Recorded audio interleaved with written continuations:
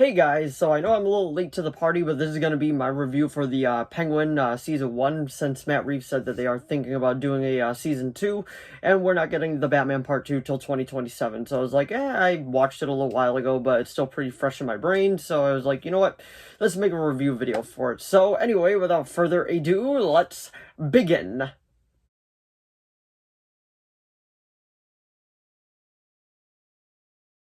So, the Penguin TV show, and also I feel like the show's been out long enough now that I can talk about spoilers without being like, oh, I'm gonna go through the first part first and then talk about spoilers in the second half. I'm just gonna go full-blown spoilers for all 8 episodes because, like I said, it's been out long enough, so I feel like it's fine. But this show literally does pick up, like, I think they said 2 weeks after the events of The Batman, which I thought was a phenomenal movie. I really loved it, and one of my upcoming videos has a lot to do with just Batman in general, so definitely keep an eye out for that. This is almost like a precursor to the few Batman videos that I got planned coming up. But anyway, like I was saying, this follows Oz, as he's called in this, Oz Cobb, and once again played by Colin Farrell, and he does an amazing job as, like, the character. Like, he truly disappears into the role to the point where you don't even recognize him. And then we got Clancy Brown as Salvatore Maroni, which I thought was an awesome addition as well. And then they recasted Carmine Falcone for a few flashback scenes,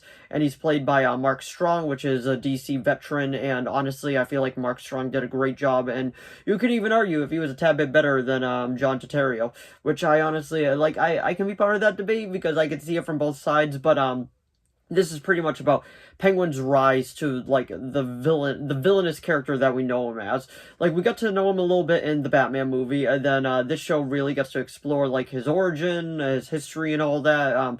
His mother and dear poor Vic in this show. Like, I felt so bad for him, but I feel like as the show was going, we as an audience kind of knew which way it was going, and sadly, like, Vic did not make it through this show, and I understand why we needed that scene to remind us that he is the villain of the story. Like, to quote Smallville, when Lex was like, I am the villain of the story, that was definitely that moment for the audience.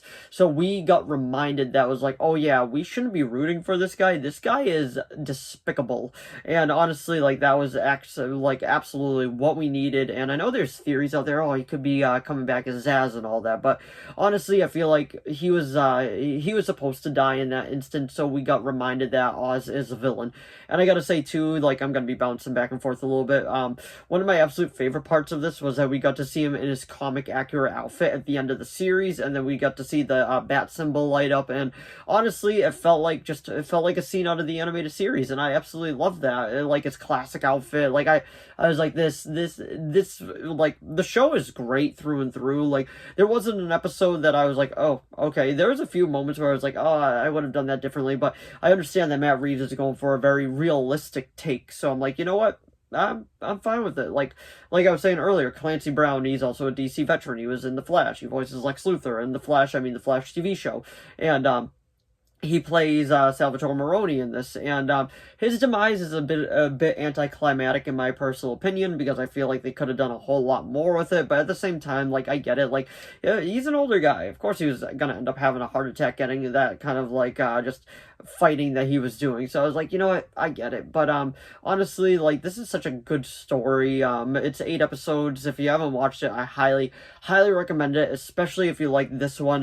One of the other complaints, I guess you could say, is that Batman doesn't appear in the show at all, and then Matt Reeves pretty much chalked it up to him saying, I believe the excuse was that he said that he doesn't have his eye on lower level crime, which I'm like, okay, it is what it is. But overall, this show is absolutely great. I was gonna do a weekly episode review, but that was at the time where I wasn't really sure what I was gonna be doing with my YouTube channel. But now that we're in 2025 and I really have a goal set and what I want to do with this channel, I was like, you know what, I haven't got to it yet, but I'm a diehard Batman fan at heart. I was like, you know what, I'm still gonna do it, and I'm happy that I did, because like I was saying, I absolutely, like, I love the show. I love the movie too, and I got a lot more Batman videos coming up. So if you are interested in that, definitely hit the subscribe and the like button, like I usually say.